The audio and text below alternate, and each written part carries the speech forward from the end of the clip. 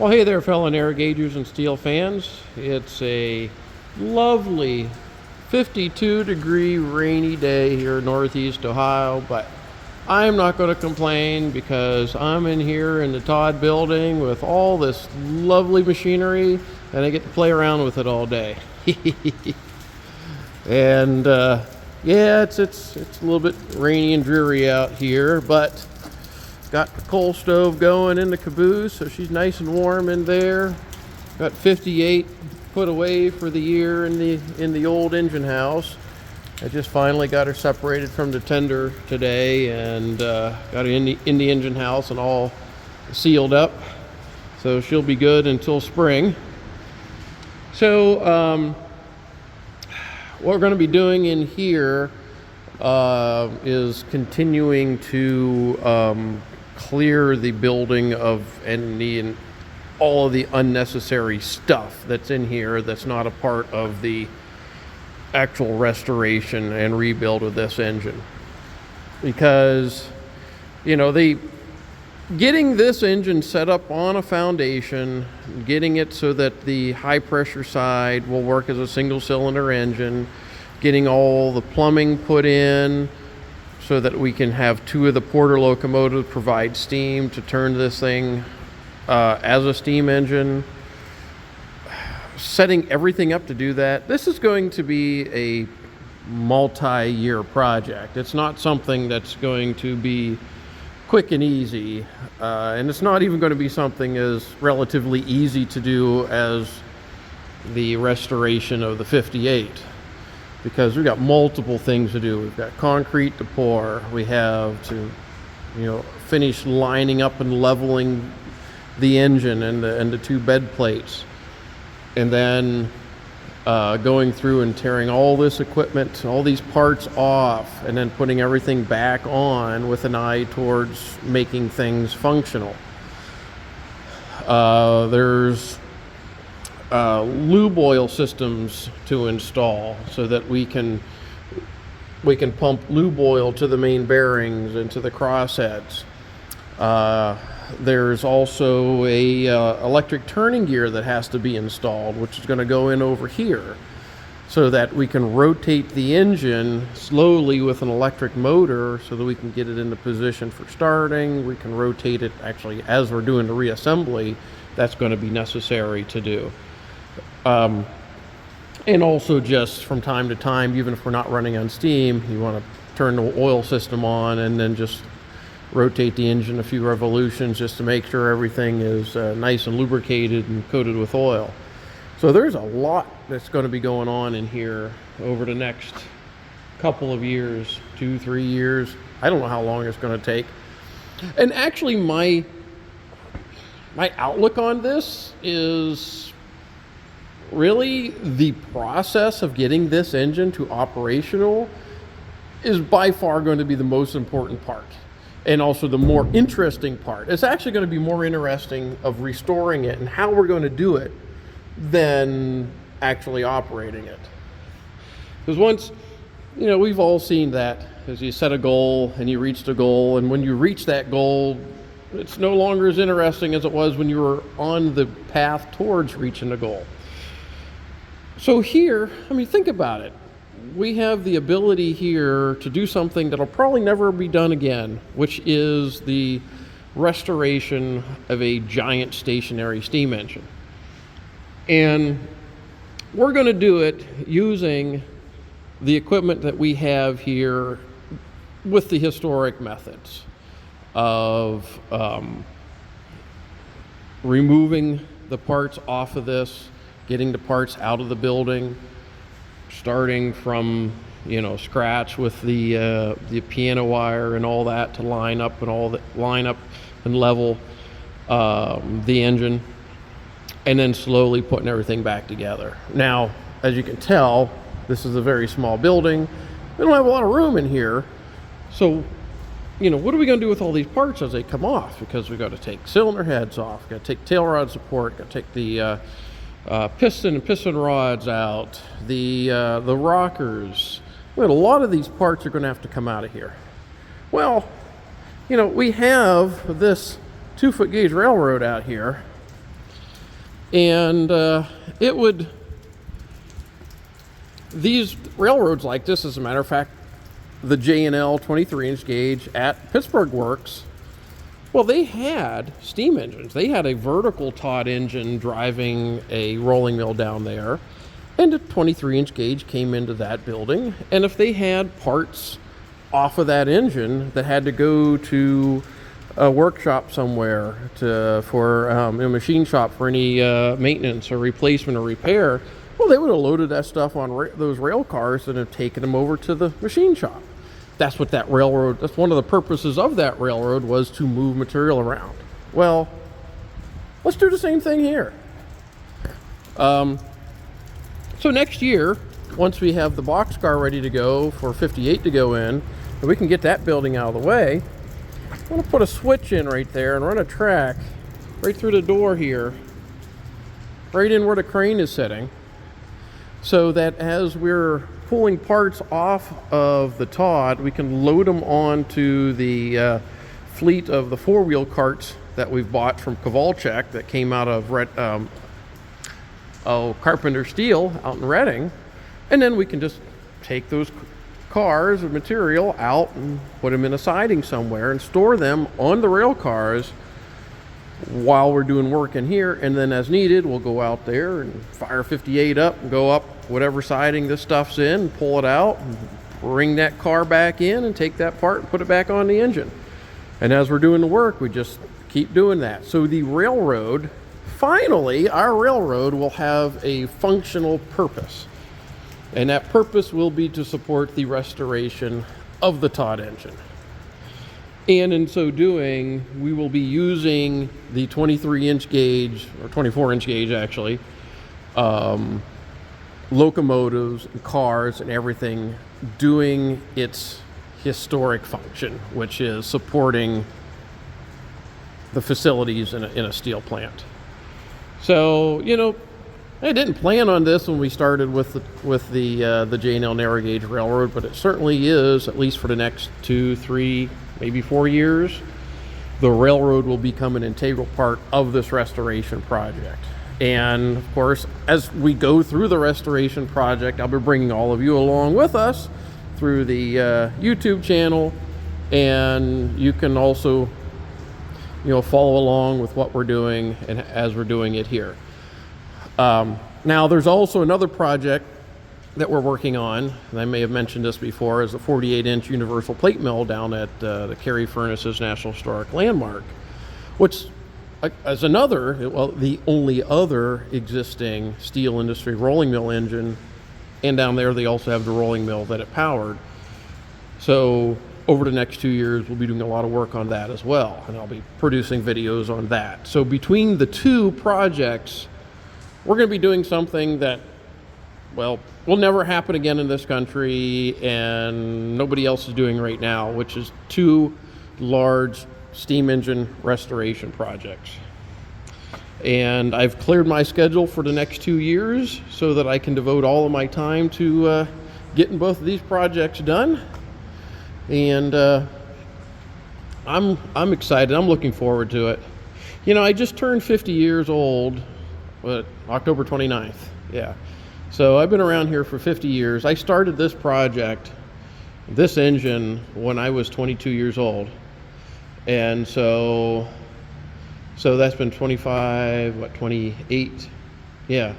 So 28 years I've had this engine under my care, and let's see if by the time I reach 55 we don't have this thing done and running on steam. That's my goal. 5 years to get this done. Now, will we get it done faster than that? I don't know. We're gonna have a lot of fun doing it. I know I am.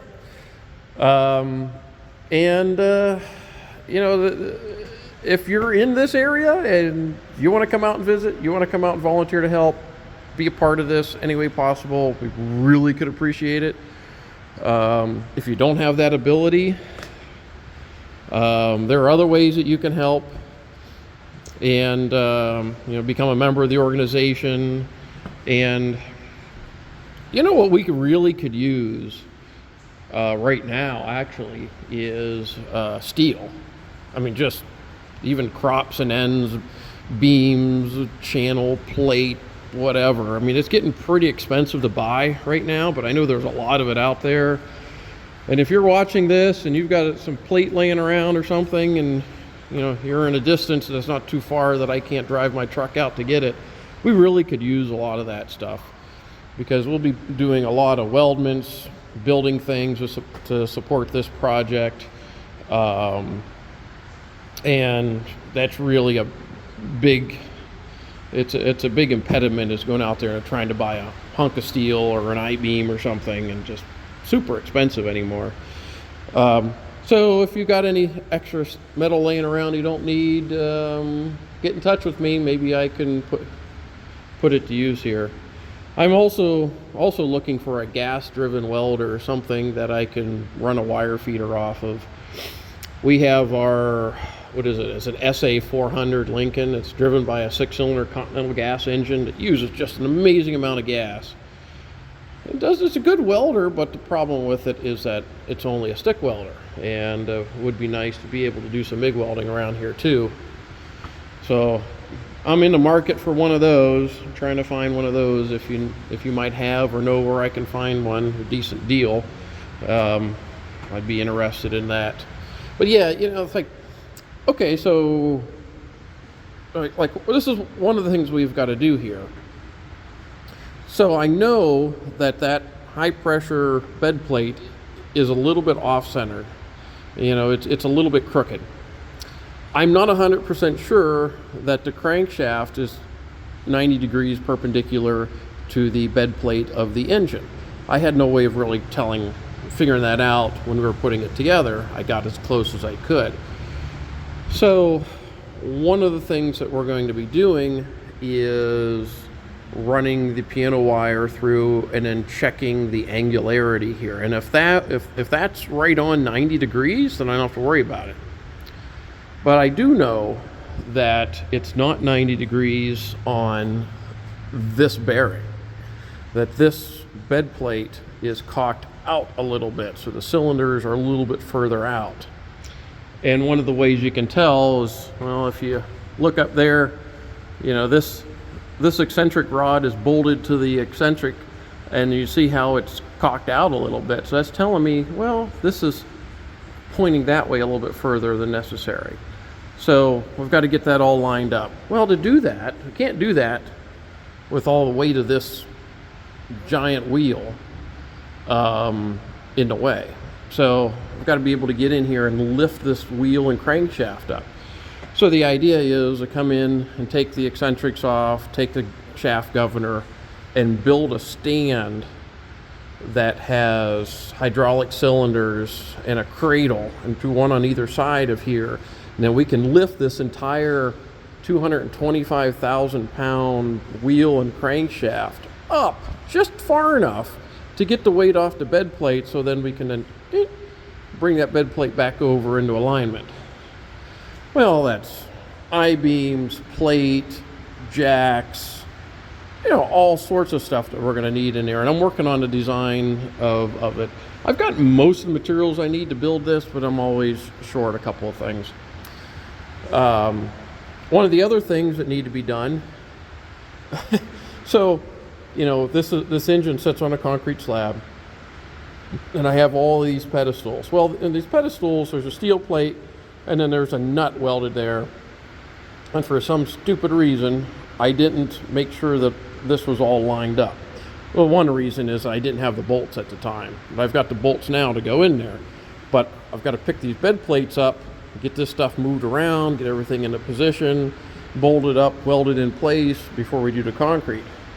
So that's another reason for building these cradles. And actually, we've had those bolts sitting there for probably the last 12, 15 years ready to go in. They were all made by a donor. I bought the material, he did all the machining, all the threading. So it's all ready to go. It's just a matter of building those cradles and then putting the Enerpack cylinders under there and picking everything up a little bit. So that's going to be a major project that's going to happen sometime next year. But we've got a lot of work to do beforehand before we can get to that point. But that doesn't mean I can't start acquiring materials and everything I need to make that lift. Another thing that we're looking for, of course, is rebar, because there's going to be all sorts of rebar down in here, because we're putting 3 feet of concrete right on top of this slab, drilling holes and putting dowel pins into the slab, drilling down along the wall of the pit there to tie the new concrete in with the original concrete, and then running rebar across in a grid pattern, a couple of different levels, to make this 3-foot thick slab back here as monolithic as possible to support the weight of the engine. So a lot of that's going to be happening here at some point, but I can't do that until we have the engine lined up and leveled and exactly where it needs to be, and then we'll go through and do the rebar and get everything ready to go, do a final check on alignment, and then come in here with 100 yards of concrete, pour concrete. One of the other things I've got to do here before we do that is to take this bottom half of the wall out. Probably the thing I'll do is put maybe a couple of garage doors in here so we don't have just a gaping hole back here.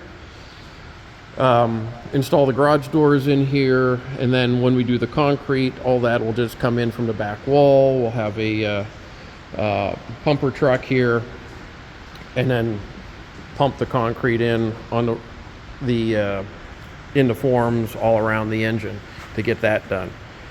We're going to be digging this out a little bit in here, going down a little bit more so we can tie into the slabs as good as we can. So, it's what we're calling a spread footing. We're going to be spreading that weight of that engine out in as much square footage as possible. And many of you are familiar with big stationary engine foundations know that normally you have this giant hunk of concrete that goes way down into the ground. This engine probably had anywhere from 600 to 700 600 to 700 cubic yards of concrete when it was first installed at Briar Hill. Well, number one, we're not going to tear this all out and dig down 20 feet to put a foundation in like that, nor could we afford it. But doing this spread footing does the same thing for having this engine turn over at maybe 30 RPMs. The amount of reciprocating forces will be able to be withstood by what we're putting in. So a lot of thought has gone into this whole thing over the years about how to do this right. So, and finally, after all these years, because I took several years to work on, 10 years to work on the narrow gauge, and now getting back to planning on the Todd again, and I've got to rediscover some of the things that I had thought about in the past. And of course, I have 10 years more experience on finding easier and better ways of doing things than I had, anticipated the first time. So, well, at any rate, I'm rambling a little bit too much. Oh well, this happens from time to time. So, all right, so let's see. I don't really have anything pressing going on this project right now. We haven't started anything other than we've been moving stuff out of here back into the Erie caboose. That's been the main goal, and also getting everything ready for winter. You see the cranes inside. I wanted to get the crane in here and out of the weather, and just trying to get everything outside buttoned up, because weather forecast says we're going to get snow here next week. Well, I want to at least have everything done outside so that when it snows outside, I can be nice and dry in here working on this. So, all right, everybody. I will talk with you later on.